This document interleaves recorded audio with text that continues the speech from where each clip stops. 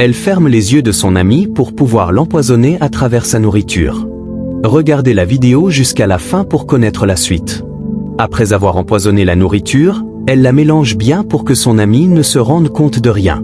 Alors, elle enlève ses mains et dit à son ami: « Donc toi, tu ne reconnais pas ma voix? Depuis qu'on est amis, ce n'est pas bien ?»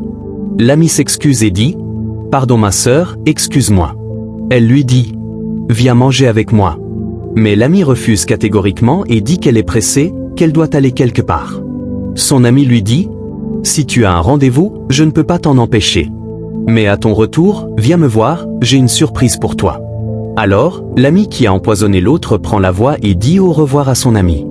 Après son départ, quelques secondes plus tard, quand l'ami veut commencer à manger la nourriture, la mère de sa copine l'interpelle et la salue. « Salut ma fille, comment vas-tu ?» La fille lui répond: « Bonjour maman, je vais bien. » La dame lui demande: « As-tu vu ma fille Anna, ton amie ?» « Oui, je l'ai vue et elle m'a dit qu'elle voulait rencontrer quelqu'un, » répond la fille. La mère dit: « Ok, et elle ne m'a rien dit. Je vais l'attendre un peu ici, car à travers le chemin que j'ai parcouru, je suis trop fatiguée. » La fille dit: « Maman, tu seras très fatiguée. » La mère lui dit: « C'est du riz que tu manges, je vais en manger un peu avant que tu ne manges le reste. » Elle prend la nourriture et commence à manger. « Depuis quand tu l'as préparée ?» La fille lui dit: « C'est aujourd'hui, maman. » La fille se retourne et voit sa mère en train de manger la nourriture qu'elle avait empoisonnée. Elle s'approche de sa mère, lui arrache la nourriture des mains et dit: « Pourquoi tu manges cette nourriture ?» L'autre fille lui demande: « Tu es normal? C'est ma mère aussi, je peux lui donner à manger. » La maman demande: « Il y a un problème si je mange cette nourriture ?» Elle dit: « Maman, tu ne devrais pas manger cette nourriture. » Sa mère lui redemande encore: « Tu as quel problème si je mange la nourriture de ton ami ?» L'ami dit: « Ou bien tu n'as pas confiance en moi ?» Elle se lève et demande à la mère de son ami: « Maman,